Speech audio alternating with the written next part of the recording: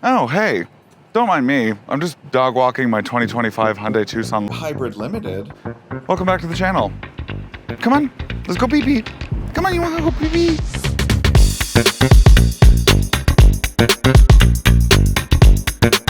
A good Hyundai Tucson. Sit. Lay down. Roll over. Good Hyundai Tucson. Okay, bit's over. Hi.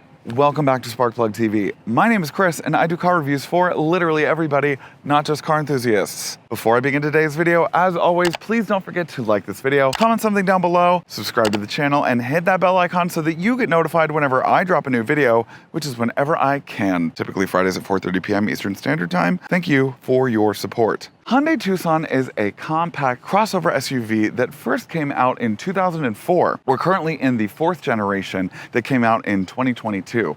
This is also the very first generation to feature a hybrid powertrain. The compact crossover segment is pretty heated right now, especially with the Toyota RAV4 hybrid, the Honda CR-V hybrid. The Mazda CX-50 is going to come out with a hybrid powertrain here pretty soon. So does the Hyundai Tucson hybrid stack up to the competitors? Let's find out. So at this juncture, there are three different Hyundai Tucsons to choose from. There is the internal combustion engine, there is the hybrid electric vehicle, which is this one, and then there's also the plug-in hybrid electric vehicle that I will not be covering because that's too much information. Regardless, the hybrid electric vehicle comes in four different trim levels starting around $34,000 for the blue. This is the top of the line limited for $42,000, which you get a lot of car for $42,000, and I'll get into that in a second. Now, with the N line, you do get 19-inch wheels. The Limited also comes with 19-inch wheels, they're just different looking.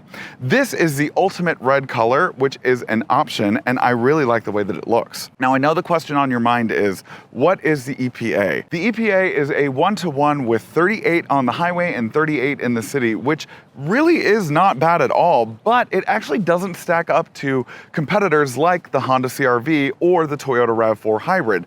But with numbers like that, I still think it deserves a place in the hybrid category. Every Hyundai Tucson hybrid comes with a turbocharged 1.6-liter inline four-cylinder engine that outputs 231 horsepower and 258 pound-feet of torque. By itself, it outputs about 190 some odd horsepower, but coupled with the 64 horsepower electric motor, it gets 231 horsepower. It comes with standard all-wheel drive and a 6-speed automatic transmission. It gets 0 to 60 miles an hour in just 7.1 seconds, which is a little bit faster than the regular Tucson, and it's a little bit slower than the PHEV, but not by much. The biggest change for the Hyundai Tucson for the 2025 model year is going to be the exterior and the interior's design. Now, it's by and large still the same looking Hyundai Tucson. It's very over dramatic, especially in the line work. It's extremely over designed. I'm not saying I don't like the way that it looks, because I do. I do just recognize that, like, especially on the side profile, it is so overly designed. It's crazy. But what's new for the 2025 model year is that they got rid of one or two of their LED daytime running lights, and they kind of consolidated it to make it look a little less audacious. But it looks really great. They've also allocated the turn signals for right up here. It also has a dark satin chrome finish on the front end, and this new bumper design that is either flush with the same color as the car itself or this silver color, which, you know, my mom texted me and was like, is that bumper falling off? And I said, no, Mom, it's just the way that the 2025 Tucson looks. So I personally don't think that it looks like that, but my mom does. So the design cues for the back end are so subtle that you wouldn't know it if you weren't looking for it. And that absolutely pertains to the first thing that I'll point out, which is the Hyundai logo. They have made it flush and opaque with the rear windshield, and you can barely see it when you're looking at it, which to me, it's like, why even include it to begin with? Regardless, they also changed the design of the back rear bumper, which is a little bit more plain looking than the outgoing bumper. I liked the back bumper from the outgoing model, but I see what they were trying to do, because I think that they're just trying to pull focus to some of the more overworked line regions of the car, and especially pulling focus to this really nicely designed rear tail lamp situation. I really like the way that it looks, and I also really like the light bar as well. I do in fact have the cargo capacity in my noggin today, and I will go ahead and let you know that it has 38 cubic feet of storage with the seats up, which is pretty big, and even bigger is the 80 cubic feet of storage with the seats down. Now, it doesn't have a kick open tailgate, but you can turn on an option in the Limited anyway that will detect your key fob when you're walking up to it, and it will open for you automatically. Let's go inside. And here we are on one of the quietest standard car interiors I've been in a long time. This is an extremely quiet interior. I don't have anything else to say on the matter. It's just that quiet. The biggest news to come out of the 2025 Hyundai Tucson is going to be the redesigned interior. I mean, this might as well be a completely different car on the inside compared to the outgoing model. They have foregone the last design and instead now have allocated enough room for like a secondary cubby up here, and I really like that. It's very interesting. It's also very spacious in here. Like, it's a very nicely laid out, spacious kind of car. The other biggest changes to come for the Tucson are going to be the two 12.3-inch fully digital gauge cluster and infotainment system. The gauge cluster itself is fine. I don't think it's as configurable as it could be, and it's fine in the data that it shows. I like it. I like the way that it shows the speedometer as well as the eco charge and power modes. I really like that. The infotainment display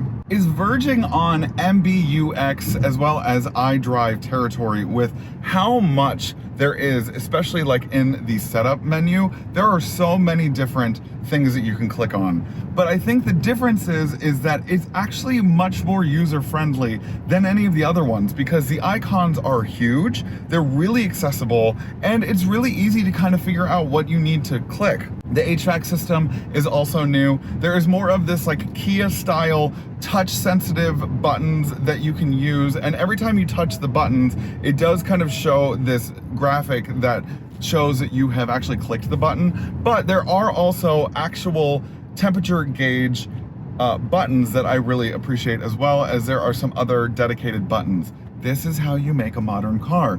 You do a little bit of both, and I really appreciate that. Now, Hyundai doesn't use packages and features when you're building your car. All of the features are actually allocated to each trim level. So the blue obviously is the standard and doesn't really come with as many features, but the SEL convenience comes with a lot of features like the heated seats, as well as this really nice moonroof. When you get to the N line, you get the Bose premium sound system, but then when you get to this limited model, it comes with a heads-up display, the cooled seats, it comes with the leather-trimmed seating. The seats themselves are very comfortable, and I have not found anything wrong with these seats. Now let's get to the driving. I already talked about how this is one of the quietest cabin interiors I've ever experienced. It's seriously, like, for a standard compact crossover SUV, amazing. Hats off. It's a really great interior in terms of quiet.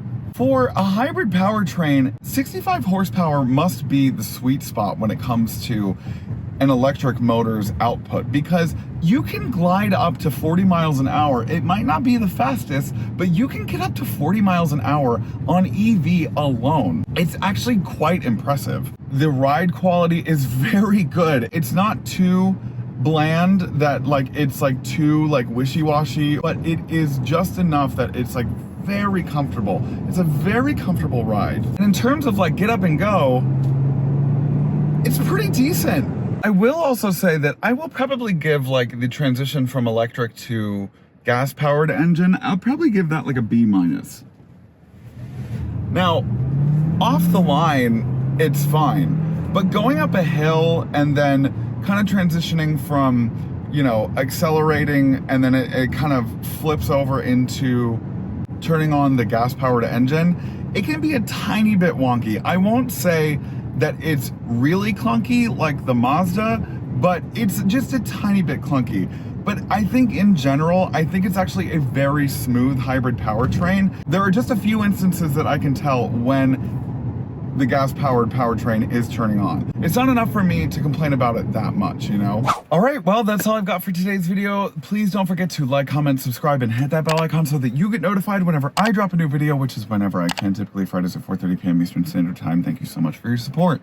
I really like this car. I think it's really great. I've owned a Hyundai at one point. You know, I started this channel with a Hyundai Elantra. I like Hyundai's products, especially the new ones. I think that they have done an amazing job on updating the interior and the exterior. They've taken away some of the line work from, you know, things like the back bumper, but they've added some nicer features like, you know, less daytime running lights, and they've kind of made them a little bit more jeweled looking as opposed to like the new Santa Cruz's like boxier one. I really like the setup on the interior. I really like the fact that they have physical buttons, but they've also kind of made the infotainment system user friendly. I like the powertrain. I like the fact that you can get up to 40 miles miles an hour with electricity alone.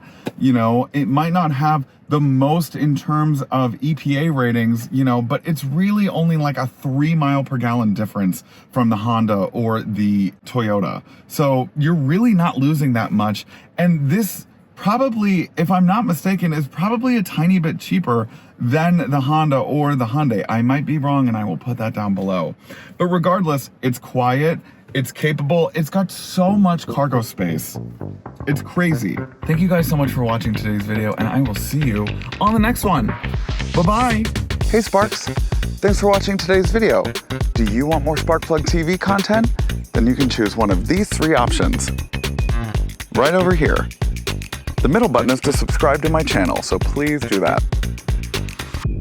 Right over here. These 3. I can't see them in real life, but they're right here.